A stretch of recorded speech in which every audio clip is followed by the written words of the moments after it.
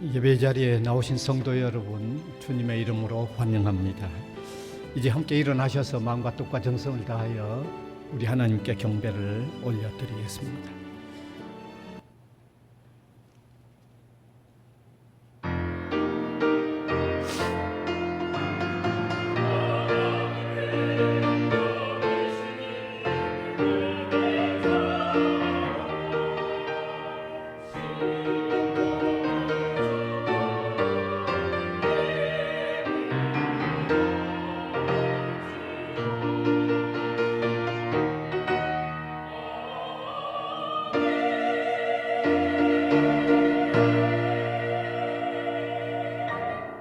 우리를 한없이 사랑해 주시는 하나님, 은혜를 감사드립니다. 오늘은 우리 교회가 설립되어 23주년을 맞으면서 우리 하나님께 예배로 영광을 올려드립니다. 감사를 드립니다. 사랑하는 주님, 그동안도 함께해 주셨던 것 감사를 드립니다. 이 시간도 은혜를 입은 주의 백성들이 마음속에 우러나오는 참 뜻을 다하여 우리 하나님을 영화롭게 해 드리는 예배를 드릴 수 있도록 도와주시옵소서. 예수님 이름으로 기원하옵나이다. 아멘.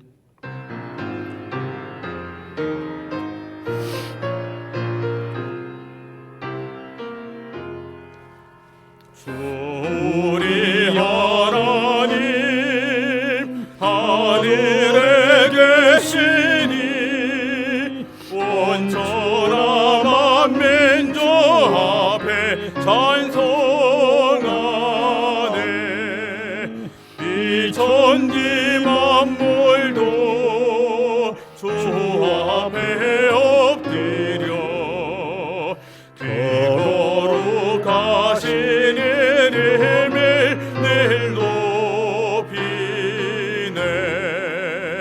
주 언약하신 것 끝까지 지키니 저 하늘 나라 향하여 곧 가리라.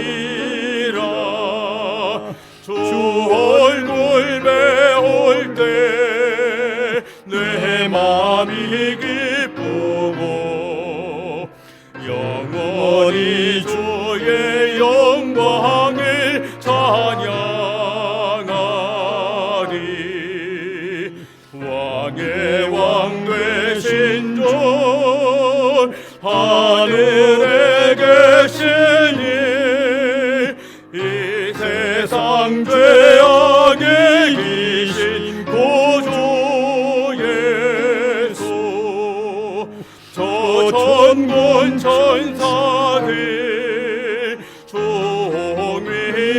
종위하고서 무성도 함께 영원히 늘 섬기네.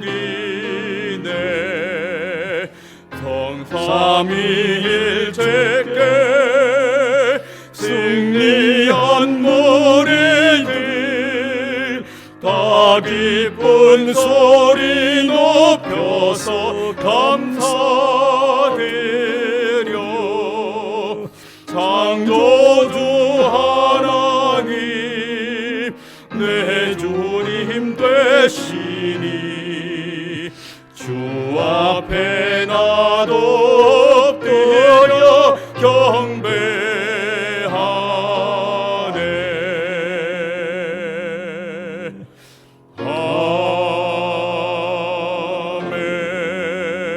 아멘. 사도신경으로 우리 신앙을 고백하겠습니다. 전능하사 천지를 만드신 하나님 아버지를 내가 믿사오며 그 외아들 우리 주 예수 그리스도를 믿사오니 이는 성령으로 잉태하사 동정녀 마리아에게 나시고 본디오 빌라도에게 고난을 받으사 십자가에 못 박혀 죽으시고 장사한 지 사흘 만에 죽은 자 가운데서 다시 살아나시며 하늘에 오르사 전능하신 하나님 우편에 앉아 계시다가 저리로서 사한 자와 죽은 자를 심판하러 오시리라. 성령을 믿사오며 거룩한 공회와 성도가 서로 교통하는 것과 죄를 사하여 주시는 것과 몸이 다시 사는 것과 영원히 사는 것을 믿사옵나이다. 아멘. 이제 앉으셔서 교동문 49번입니다. 하나님이여 내 마음을 정하였사오니 비파야 수구마 깰지어다. 여호와여 내가 만민 중에서 주께 감사하고 주의 인자하심이 하늘보다 높으시며 하나님이여 주는 하늘 위에 높이 들리시며 주께서 사랑하시는 자들을 건지시기 위하여 우리에게 응답하사 오른손으로 구원하소서. 아멘.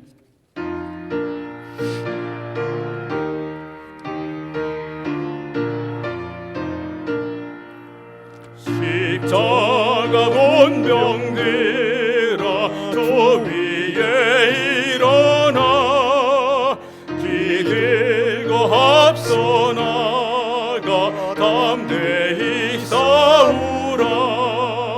주께서 승천하고 영광을 얻도록 그 군대가 느리사 이기게 하시네. 십자가 군병들아 저 위에 일어나 그나 발소리 듣고 곧 나가 싸우라. 수 없는 원수 앞에 저 따라갈 때에 주의 힘을 줘서 강하게 하시네. 십자가 군병들아 저 위에 일어나 내 힘이 부족하니 주 권능 믿으라. 복음의 갑주에 늘 리더하면서 너 맡은 자리에서 충성을 다하라. 십자가 군병들아 저 위에 일어나 이날에 접전하고 곧게 가보리라. 승전한 군사들은 영생을 얻으며 영광의 주와 함께 왕노를 타리라. 아멘.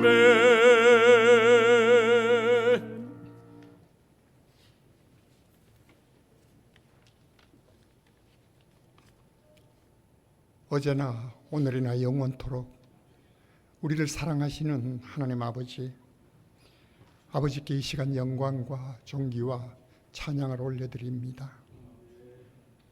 이 거룩한 날 주님 앞에 나와서 이렇게 예배드리게 하심을 감사드립니다. 주님, 이 시간 주님 앞에 세상의 무거운 모든 짐들을 내려놓기를 원합니다. 부족하고 허물 많은 우리들 이 모습 이대로 주님 받아 주시옵소서.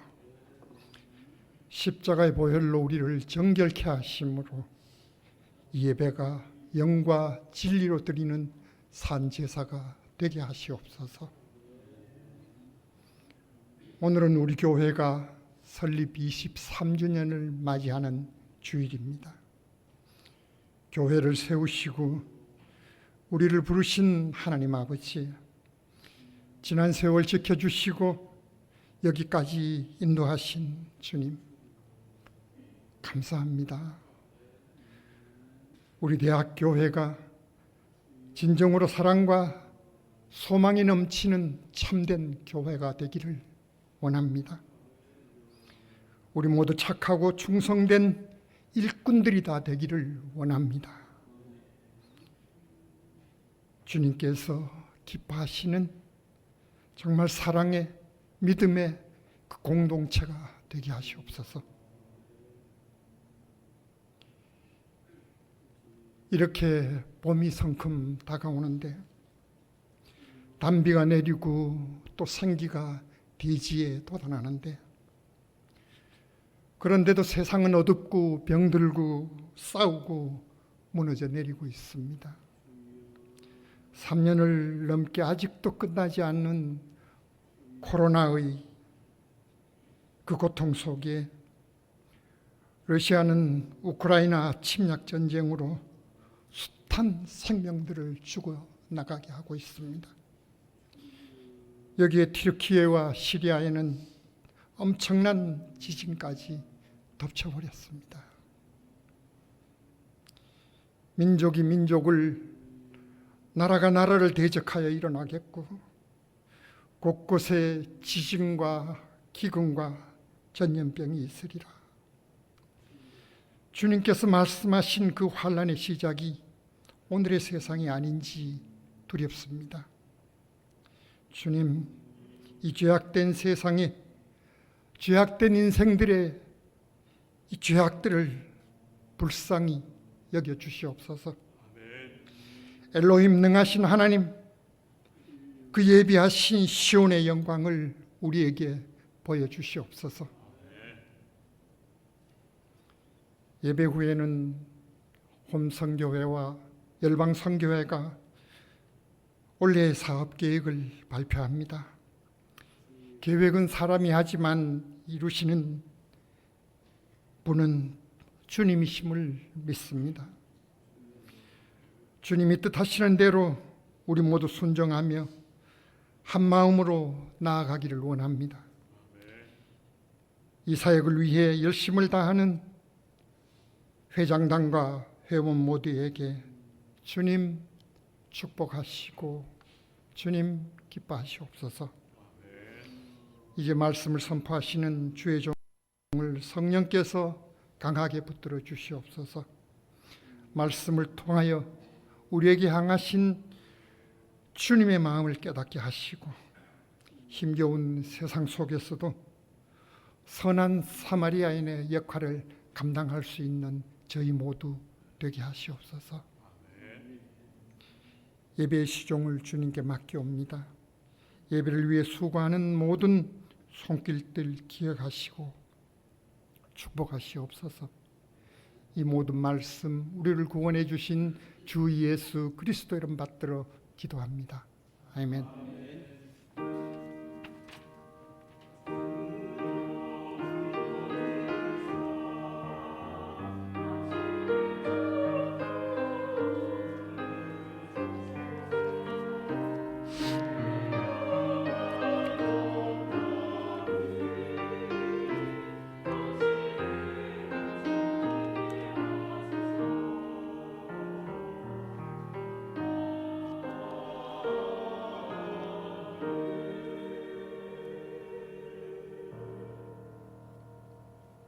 하나님의 말씀은 신약성경 베드로전서 2장 9절 한 절입니다. 베드로전서 2장 9절, 한 절뿐이니까 우리가 같은 소리로 읽겠습니다.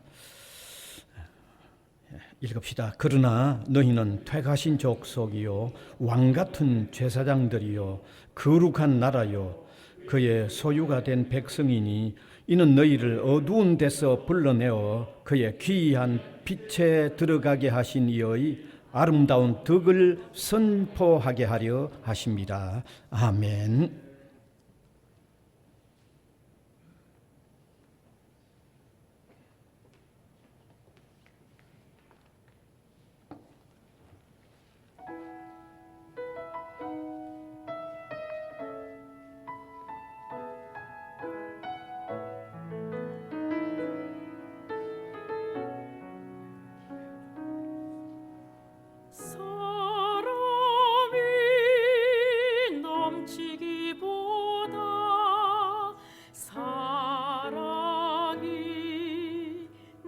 넘치는 교회 섬김을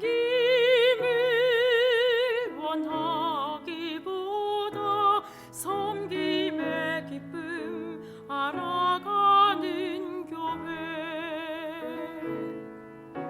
세상이 주목하기보다 주님이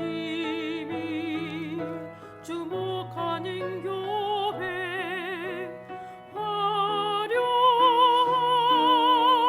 겉모습보다 중심이 주를 향한 교회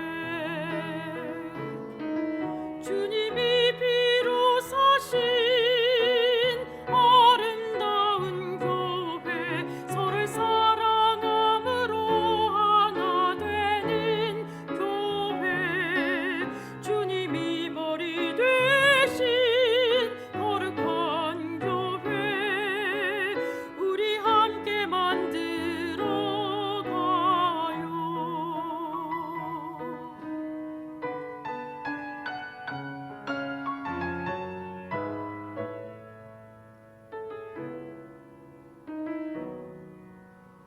내 적은 생각보다도 하나 됨에 소중함하는 교회 세상에 알려지기보다 서로가 서로를 깊이 아는 교회 주님이 비로 사신 아름다운 교회 서로를 사랑함으로 하나 되는 교회 주님이 머리 되신 거룩한 교회 우리 함께 만들어 가요. 주님이 비로 사신 아름다운 교회 서로를 사랑함으로 하나 되는 교회 주님이 머리 되신 거룩한 교회 우리 함께 만들어 가요. 우리 함께 만들어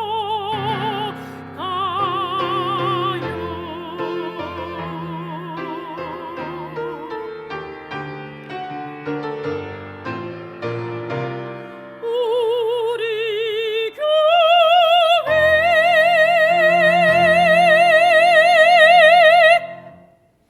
아멘. 이 시간엔 참교회의 표지라는 제목이 되겠습니다. 오늘은 기도로 통해서도 들으셨겠지만 우리 교회가 23주년을 맞이하는 주일입니다.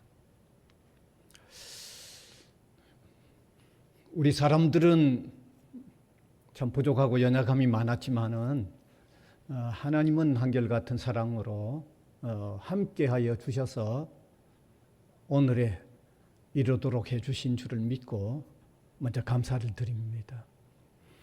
특별히 교회 설립과 관련된 주일이니까 오늘은 교회의 본질적인 의미의 중요성 그리고 참 교회의 표시가 무엇인가, 참 교회의 표지라고도 하는데 이런 말씀들을 함께 나눔으로 통하여 우리가 바른 하나님의 교회를 섬기고 바른 하나님의 교회를 유지해 나가는 이런 일에 함께 또 마음을 다짐해보는 시간이 되기를 바랍니다.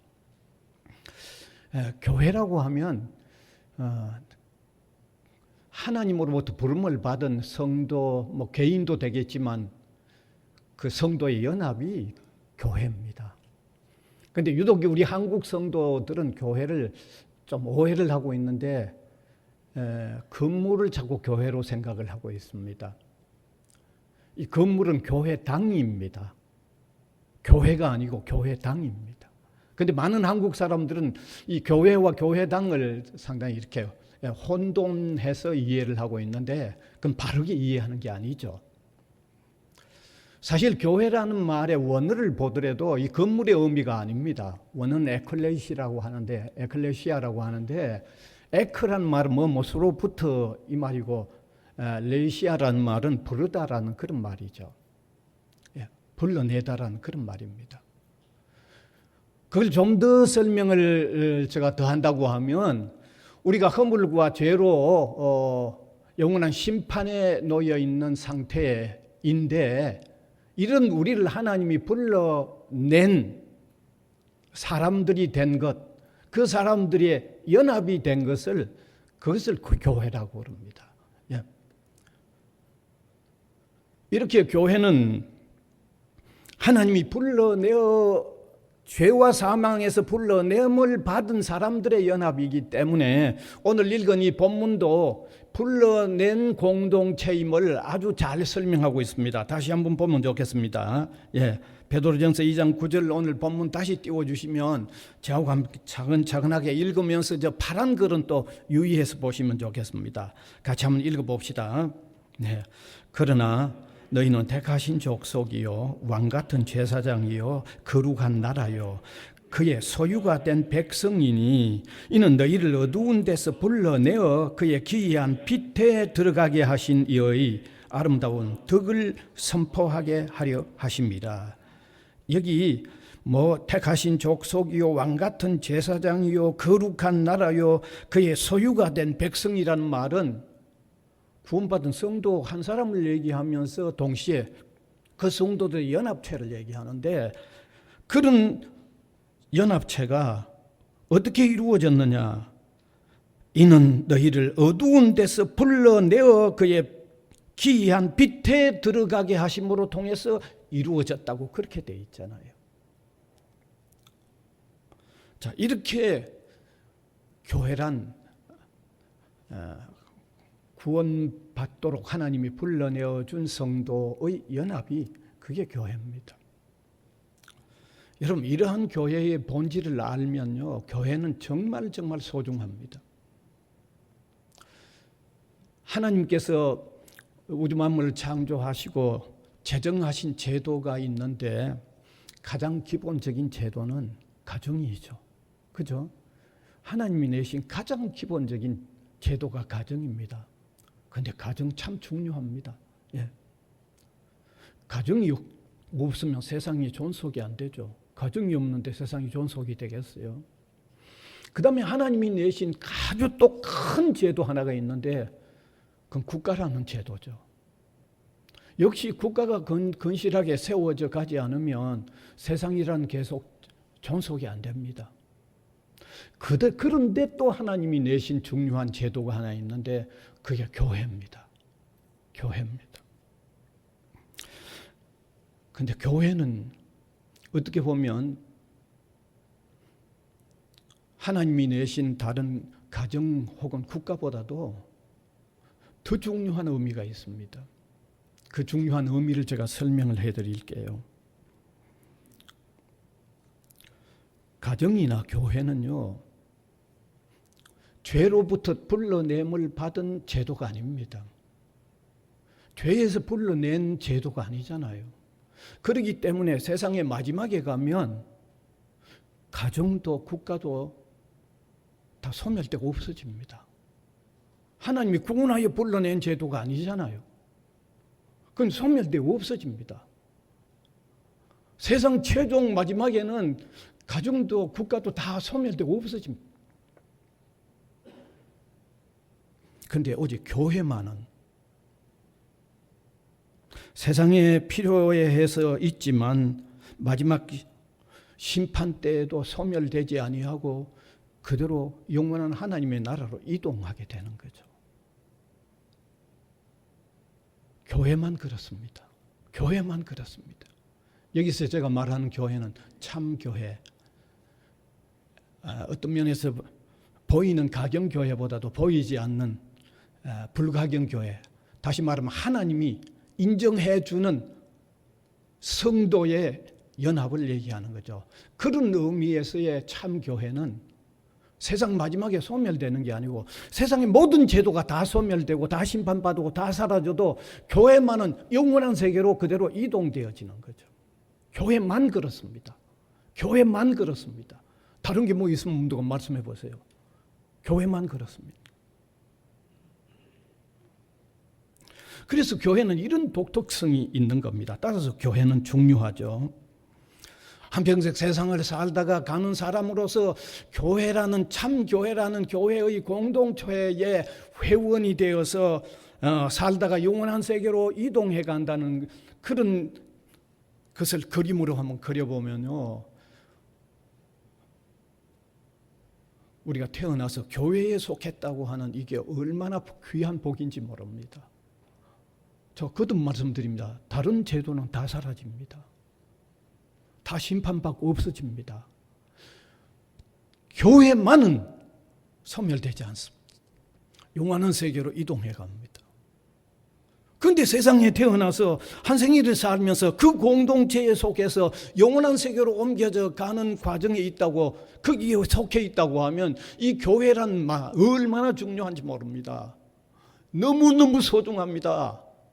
여러분, 교회를 주신 하나님께 우리가 무한히 감사를 드려야 돼요. 교회란 제도를 내신 하나님께 우리가 엄청난 영광을 올려드려야 돼요. 그리고 이 교회를 사랑해야 되고요. 교회를 정말 우리가 성심껏 우리의 충성을 다 바쳐야 되는 거예요.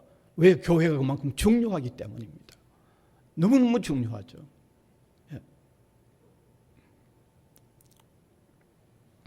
그 다음 오늘 두 번째로 말씀드릴 것은 교회의 표시가 무언가, 혹은 참교회의 표지가 무언가 하는 이런 말씀을 간단히 나누기를 원합니다.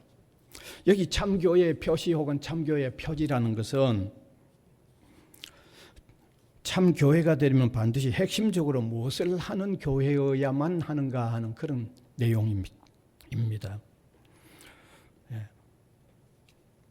참교회가 임을 나타내는 표시가 뭔가, 뭘 해야만 참교회로서 표시를 가지고 있는가 하는 그런 내용이죠. 이런 것도 오늘 우리가 다시 한번 생각해 보기에 참으로 중요합니다. 왜냐하면 오늘 우리 주변에 보면요, 하나님과 상관이 없는 어떤 종교 어떤 집단들도 그들 모이는데 교회라는 간판을 걸어 놨어요. 예. 여기 노포동 가는데도 그 옆에 뭐 큰 어떤 다른 종교 단체가 있는데 그 교회라고 이렇게 붙여 있는 것 같더라고. 뿐만 아니라 이단들 역시 그들이 모이는 장소에 교회라고 붙여 놓았어요. 예. 그러니까 사람들이 교회도 교회로, 교회 아닌 것도 교회로 오해하게 되는 거죠. 왜냐하면 교회라는 이름을 아무데나서 다 걸어 놓으니까. 다른 종교에도 걸어놓고 뭐 이단들도 걸어놓으니까, 그럼 교회도 교회, 교회 아닌 것도 교회, 이게 오해하게 되는 거죠. 더욱이 우리 신자들 중에는 또 약간 또 오해를 해서, 야, 사람들이 크고 많이 교회 막 건물이 크고 많이 모인 교회는 더 참 교회답게 생각을 하고, 뭐 사람들이 좀 덜 모이는 데는 참 교회답지 않는 것으로 오해하는 경우도 있습니다. 또 우리 사람들 중에는 교회가 뭐 사회를 위해서 훌륭한 좋은 일만 많이 하면 더 교회답고, 혹 사정이 좀 어려워서 그렇지 못한 교회는 덜 교회다운 것으로 생각하는 그런 오해도 있습니다. 그래서 도대체 참 교회라고 하는 그 표식이 어떤 표식이 있어야 참 교회인가? 아니면 교회 앞에 간판을 참 교회라고 붙여놔야만 그게 뭐 참 교회인가? 그것도 아니고요. 예, 참 교회임을 표시하는 세 가지 사항이 있습니다.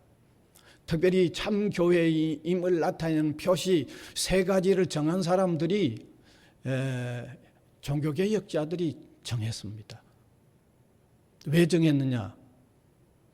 종교개혁 이전에 로만 카톨릭 교회가 하나님의 말씀대로 살지도 않으면서 그들 집단만을 참으로 교회라, 참 유일한 교회로 자꾸 부르니까 종교개혁자들이 볼 때는 이 성경의 원리에 맞지 않다는 것을 깨달은 거죠. 그래서 원래 성경의 가르침대로 돌아가서 성경에서 얘기하는 교회가 참 교회란 어떤 교회인가를 찾아낸 거예요. 그래서 거기서 찾아낸 항목이 세 가지입니다. 항목이 세 가지입니다. 네. 하나는 하나님의 말씀에 참된 선포, 하나님의 말씀을 정말 바르게 선포하는 교회. 그 다음에 두 번째는 성례를 정당하게 집행하는 교회. 그 다음에 세 번째는 권징을 아주 바르게 성실하게 시행하는 교회. 이 세 가지가 참 교회의 표지가 된다고 이 종교개혁자들이 성경을 토대로 해서 정해놓은 거죠. 자, 그러면 참교회의 표지를 하나하나 세 가지를 제가 간단히 말씀드리고 오늘 또 다른 발표의 시간이 있기 때문에 가능하면 간략하게 말씀드리려고 합니다. 첫째는 말씀의 바른 선포가 참교회의 표시에 제1번에 들어갑니다. 말씀을 바로 선포해야 돼요. 이것은 두말할 필요 없이 가장 중요합니다. 하나님의 말씀을 하나님의 뜻대로 바르게 선포해야만 그게 참교회의 아주 첫 번째 표시입니다. 로만 가톨릭 교회는요, 말씀을 말씀대로 선포를 하지 않았잖아요. 믿음으로 구원받는 핵심 진리를 그대로 선포하지를 않았어요. 여러분 잘 아시죠? 로만 가톨릭 교회 면죄부를 사야 죄에서 속함 받는다고 해서 면죄부를 팔았잖아요. 속죄표를 팔았잖아요. 그럼 사람이 구원이 돈 주고 용서받는 거죠. 속죄표 받으면 용서받는다고 가르쳤잖아요. 말씀대로 가르친 게 아니죠. 예. 그리고 오직 믿음으로만 받는 구원에 로만 가톨릭은 선행의 공적을 끼워가지고 믿음과 선행의 공적이 합해져야만 구원받는다라고 하는 성경과는 다른 가르침을 가르쳤죠. 이거 용 틀린 거죠. 기독교는 말씀의 종교라고 하는데 성경대로의 말씀을 바로 전파하지 못하니까 용 틀린 거죠. 완전히 틀린 거죠. 그러면서도 자기 집단만 아주 유일한 교회라고 주장을 했으니까 이 종교개혁자들이 그냥 있을 수가 없죠. 참교회의 표가 무언가를 반드시 찾아내야 되죠. 밝혀내야 되죠. 그래서 첫 번째로 찾아낸 게 말씀의 바른 선포가 참교회의 표시라고 얘기한 겁니다. 그렇죠. 우리가 말씀을 바로 선포해야만 성부, 성자, 성령 삼위일체 하나님 그분을 바로 알게 되고 그분 하나님을 바로 섬길 수가 있는 거죠. 하나님이 어떤지 바로 선포하지 못하면 하나님이 어떤 분인지 바로 알지 못하니까 하나님을 바로 섬길 수가 없잖아요. 예배를 어떻게 드려야만 바르게 드릴 수 있는지 하나님의 말씀대로 바로 선포해야만 예배를 하나님께 바로 드릴 수 있잖아요. 왜 예수님을 믿어야 할 필요가 있는지를 성경이 가르쳐주는 대로 바르게 선포해야만 구원을 바르게 받아들일 수 있는 성도가 될 수 있잖아요. 뿐만 아니라 구원 얻은 성도가 어떻게 살아야만 바르게 살 수 있는가를 바르게 선포해 주어야만, 간단히 바로 선포해 주어야만 구원받은 성도로서 바르게 살 수 있잖아요.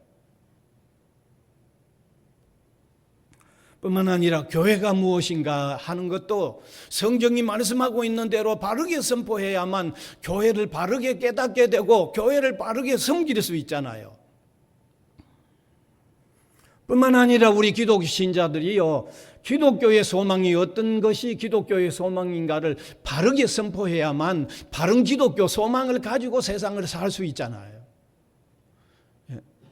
이와 같이 말씀의 바른 선포는 대단히 중요한 겁니다. 말씀의 바른 선포는 어마어마하게 중요합니다. 여러분, 우리가 한번 생각해 봅시다. 왜 세상에 이렇게 이단이 많습니까? 왜 기독교라고 이름을 붙여 있는 이단들이 왜 이렇게 많고 왜 이렇게 많이 늘어가고 있습니까? 그 원인은 하나님의 말씀을 바로 선포하지 못하거나 하나님의 말씀을 바르게 알면서도 그것을 속여서 전하거나 이러기 때문에 이단들이 이렇게 수없이 많이 생겨나는 거 아닙니까? 뿐만 아니라 하나님의 말씀을 바르게 선포하는 내용을 제대로 듣지 못했기 때문에 기독교의 진리 내용을 제대로 모르니까 거짓으로 왜곡되게 가르치는데도 거기에 그냥 따라 들어가니까, 수없이 그리로 따라 들어가니까 이단들이 많이 생겨나고 이단들이 이렇게 수없이 성행하고 있는 게 아닙니까? 그래서 교회는요, 무엇보다도 말씀을 바르게 선포하는 것이 가장 중요합니다. 가장 중요합니다. 요한 2서 9절에 의하면 그리스도의 바른 교훈 안에 있지 않으면 하나님을 바르게 모시지 못한다고 그렇게 되어 있습니다. 여기 바른 교훈을 우리가 알려고 하면 바로 선포되는 것을 들어야만 바른 교훈을 가질 수 있죠. 여기 분명히 보세요. 하나님 그리스도의 교훈 안에 바로 거하지 못하면 하나님을 바로 섬기지 못한다고 되어 있습니다. 여기 같이 한번 읽어봅시다. 같이 읽읍시다. 지나쳐 그리스도의 교훈 안에 거하지 아니하는 자는 다 하나님을 모시지 못하되 교훈 안에 거하는 그 사람은 아버지와 아들을 모시느니라. 바른 가르침 안에 들어가지 못하면요, 하나님을 바로 모시지 못하는 거예요. 그래서 심지어 말씀을 바로 선포하지 못하는 이단들과는 교류도 하지 말라고 되어 있습니다. 아주 엄하게 금해 놓았습니다. 요한 2서 10절에서 11절 한번 같이 읽읍시다. 시작. 누구든지 이 교훈을 가지지 않고 너희에게 나아가거든 그를 집에 들이지도 말고 인사도 하지 말라. 그에게 인사하는 자는 그 악한 일에 참여하는 자임이라.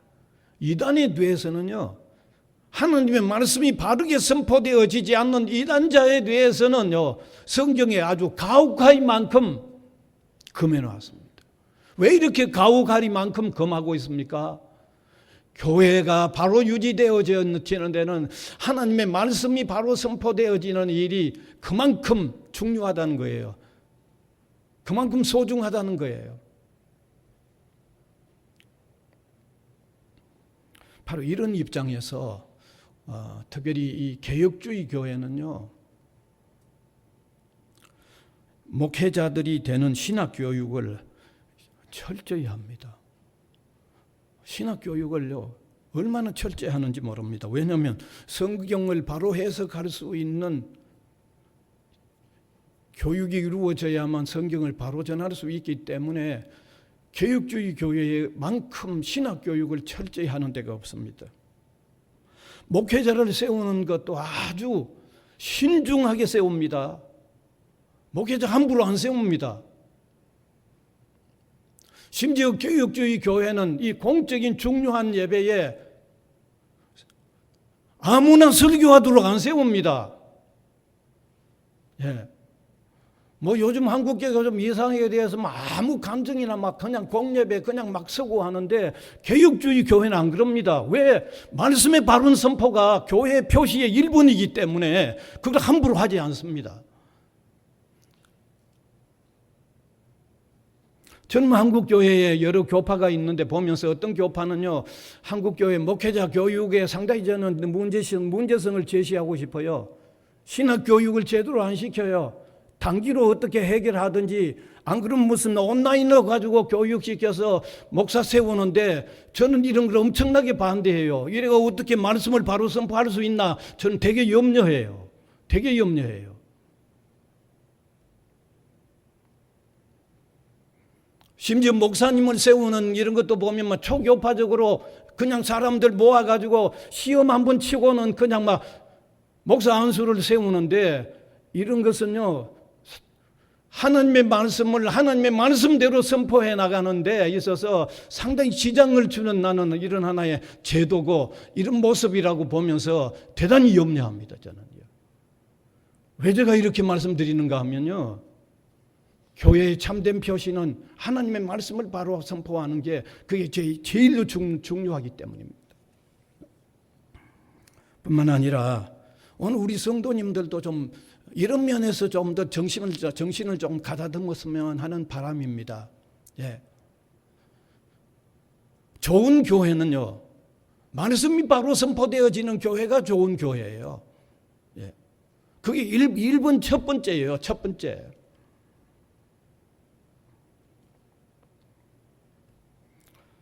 저는 감히 이렇게 말씀드리죠. 설교자가 말이 좀 어눌해도 말씀 바로 전하는 게 더 중요합니다, 여러분. 설교자가 좀 유머스럽지 못해도 재미가 좀 없어도 말씀 바로 전하는 게 더 중요합니다. 재미가 좀 있고 유머스러워도 말씀 잘못 전하면 그건 더 큰 문제예요. 더 큰 문제예요. 심지어 어떤 목회자가요, 무슨 특별한 능력을 행한다고 해서 사람을 매료하더라도 그가 전하는 말씀이 바로지 않으면 거기에 함부로 끌려가면 안 돼요. 한국교회 많은 성도들은요, 어떤 사람이 막 말씀은 바로 전하든지 못 전하든지 그저 눈에 좀 이상한 어떤 특별한 행위를 좀 보이면 거기 쉽게 끌려가는데, 저는 이런 걸 대단히 문제 삼고 싶어요. 예.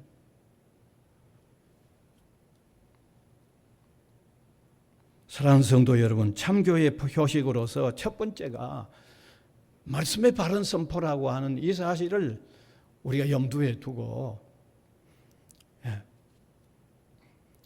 우리가 그런 중심의 신앙생활을 할 수 있기를 바랍니다. 또 우리 교회를 그런 방향에서 계속 굳게 세워나가는 이런 저와 여러분 우리 성도님들이 될 수 있기를 바랍니다. 여러분. 그다음 두 번째는 성례의 정당한 집행입니다. 여기 성례란 세례와 성찬을 말합니다. 세례와 성찬을 정당하게 집행하는 게 참교회의 두 번째 표시입니다. 로만 가톨릭은 성찬과 세례와 성찬 외에다가 5가지를 더해서 성례가 7가지나 됩니다. 그런데 우리는 성경을 아무리 찾아보아도 예수님이 세우신 성례는 세례를 베풀라는 거하고 성찬식을 행하여 나를 기념하라고 하는 예수님의 2 말씀밖에 없습니다. 그런데 로만 가톨릭은 5가지를 더해서 7가지 성례식을 가지고 있습니다. 뿐만 아니라 로만 가톨릭은 떡과 포도주를 먹으면서 그들은 이게 먹는 순간에 직접 예수님의 살과 피가 직접 된다고 말하는 화채설을 주장하죠. 화채설을 주장합니다. 그 다음에 로만 가톨릭은 성찬에 참여하는 게 구원의 요건으로 얘기합니다. 성찬에 참여가 구원의 요건으로 얘기합니다. 그리고 로만 가톨릭은 떡은 성도들에게 주고 포도잔은 성도들에게 안 줍니다. 성직자들 자기들만 마십니다. 그래서 개신교를 대동시킨 종교개혁자들은 말씀대로 떡은 그대로 떡이고 포도즙은 그대로 포도즙인데, 그것은 주님이 나를 위하여 자기의 몸과 자기의 피를 희생시켰다는 것을 기념하면서 그것을 기념함으로 통하여 은혜를 받는 예식으로 받아들이는 거죠. 완전히 다르죠. 여러분, 이러한 성찬의 바른 의미 위에서 성찬을 시행해야만, 성례를 시행해야만 참 교회로 유지된다는 거죠. 그래서 교회는 성례식을 정당하게 집행해야 돼요. 사실 우리 개신교회 특별히 지난 한 3년 동안 이 코로나 사태로 통해서 이 성례가 좀 중단된 경향이 있죠. 어떻게 보면 좀 부득이한 상황이었습니다만은 교회는 성찬 예식을요 아주 적당한 횟수로 아주 의미 있게 바르게 시행해 나가야만 참 교회를 유지해 나가는 아주 중요한 표시가 된다는 것을 아마 이해하시면 참 좋겠습니다. 그 다음에 세 번째는 권징의 신실한 시행입니다. 다시 말하면 권징이라는 것은 말씀을 바로 선포하지 못하거나 혹은 성례를 바로 시행하지 못하거나 혹은 교회에 어떤 사람이 공적으로 어떤 큰 잘못을 저질렀을 때 거기에 해당하는 어떤 징계, 징벌을 내리는 것을 얘기합니다. 이게 권징입니다. 왜 교회는 이 권징을 시행하는가 하면 교회는 세상의 어떤 다른 어떤 제도들하고 다르다는 거죠. 세상의 어떤 모임들하고 다르다는 거죠.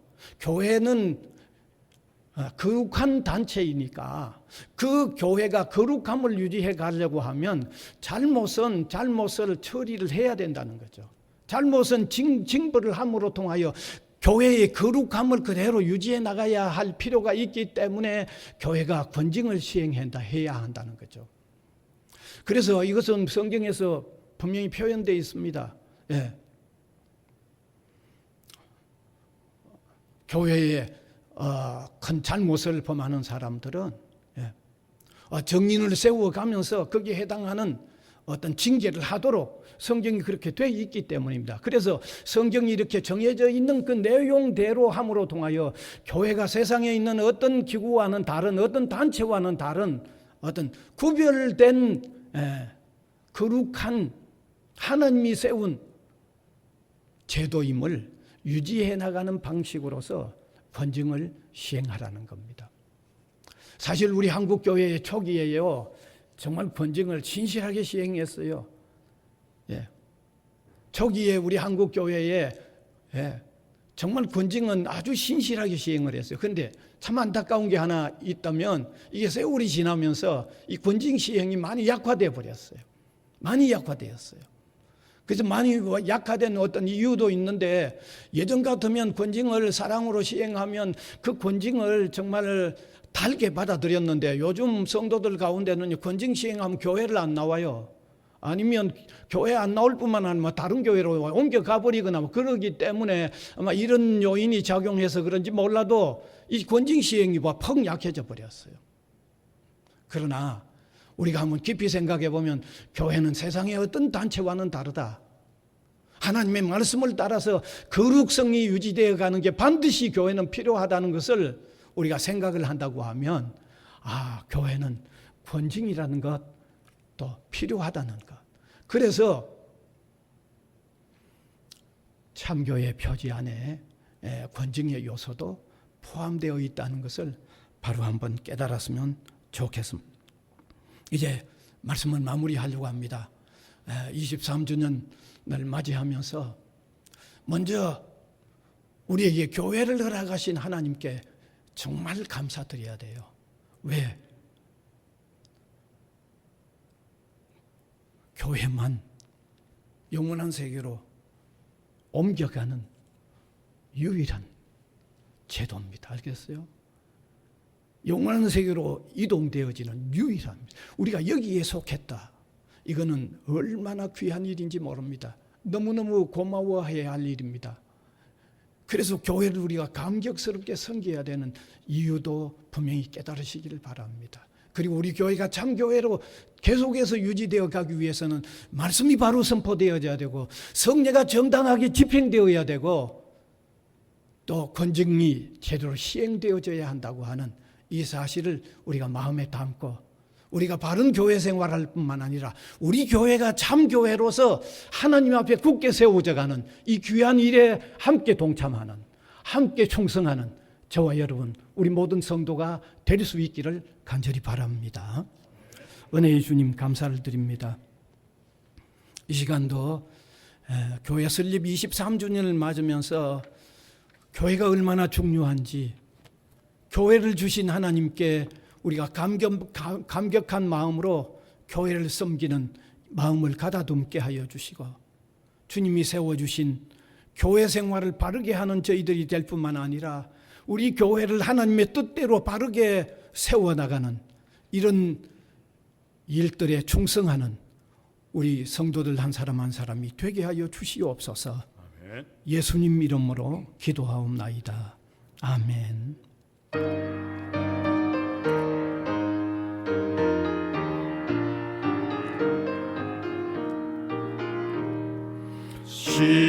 시온성과 같은 교회, 그의 영광 한없다. 허락하신 말씀대로 주가 진히 세웠다. 반석 위에 세운 교회, 흔들 자가 누구랴. 모든 원수의 못사도 아무 근심 없도다. 생명샘이 솟아나와 모든 성도 마시니 언제든지 흘러넘쳐 부족함이 없도다. 이런 물이 흘러가니 목마를 자 누구랴. 주의 은혜 풍족하여 넘치고도 넘친다. 주의 은혜 내가 받아 시온 백성 되는데, 세상 사람 비방해도 주를 찬송하리라. 세상 얻는 모든 영광 하지만 내 같으나, 주의 자녀 받을 복은 영원 무궁하도다.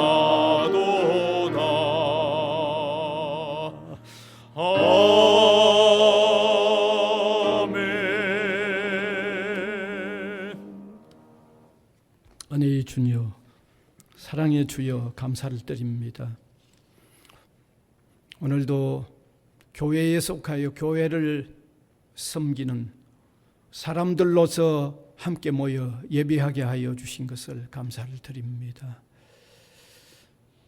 예배 드릴 때마다 주님과 신령한 만남, 교통이 이루어지게 하여 주시고, 힘을 얻고 나아가 세상 속에 그리스도를 알리는 신실한 주의 백성들로서 부족하지 않도록 능력을 더하여 주시고 믿음을 더하여 주시옵소서.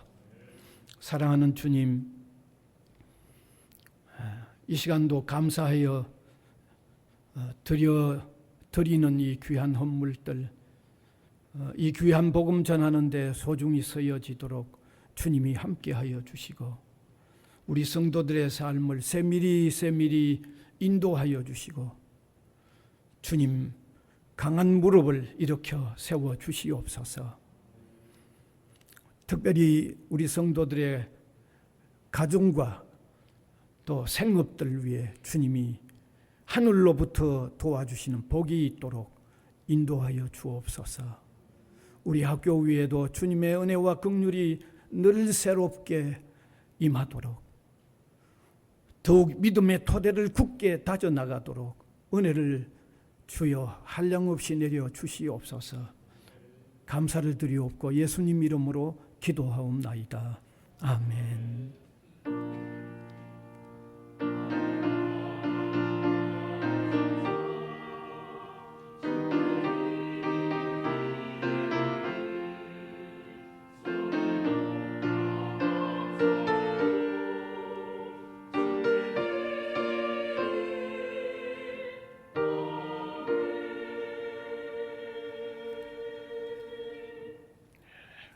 방구 말씀드리겠습니다.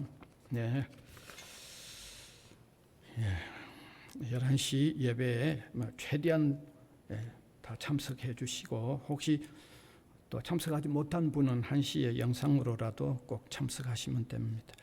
수요 예배에 3시 30분인데 아마 또 새학기가 시작이 되면 4시 30분으로 이동이 될 겁니다. 오는 수요일은 아직 그대로 되겠습니다. 오늘은 교회 설립 23주년 예배를 이렇게 드리고 있고요. 바로 이어서 축도에 이어서 우리 교회 두 선교회, 홈선교회, 열방선교회 신년 발표를 길게 하지 않습니다. 각각 10분씩 해서 20분 만에 마치도록 그렇게 발표를 하겠습니다. 왜냐하면 점심 식사 후에 하려고 했는데 아마 그저 소수 몇몇 명만 앉아 있으면 금년에 우리 양선교회가 모두가 다 양선교회에 속해 있는데 어떤 일을 하는지 다 모르잖아요. 우리가 알고 기도하면서 협력해야 할 필요가 있기 때문에 바로 이어서 10분 한 20분 만에 핵심적인 것만 소개하는 시간을 가지겠습니다. 그리고 식권 받아 가셔서 점심 식사하시면 되겠고, 오늘은 교회 설립 23주년 기념으로 좀 떡을 좀 크게 했습니다. 조그마한 거 먹어보니까 좀 그래요. 그래서 좀 큼직하게 아주 맛있게 했습니다. 나가실 때 받아가시면 되겠습니다. 광고 이상입니다. 이제 635장 찬송 드리겠습니다.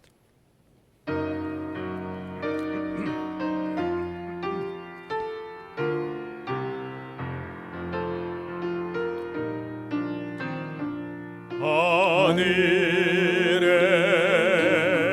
계신 아버지 이름 거룩하사 주님 나라 임하시고 뜻을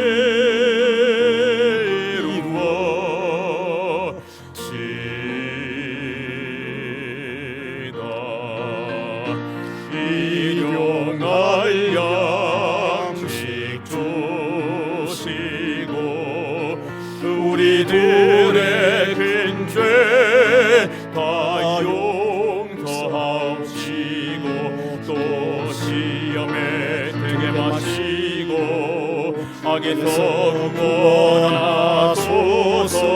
내게 주의 나라 주의 권세 주의 영광 영원히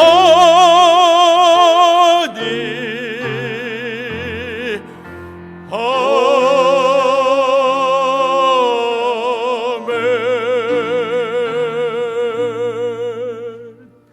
우리 구주 예수 그리스도의 은혜와 하나님 아버지의 무한하신 사랑하심과 성령님의 감화 감동, 교통해 나가시는 역사가 예배로 영광을 올려드리는 주님의 백성들 한 사람 한 사람 위에와 복음을 위하여 세워진 이 기관 위에 항상 함께 있을지어다.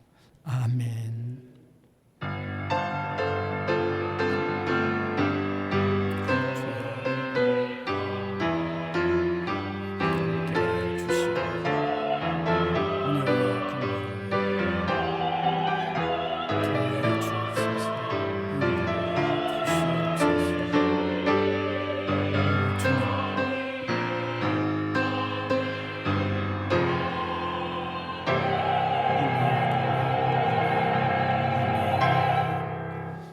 감사합니다. 그대로 앉으시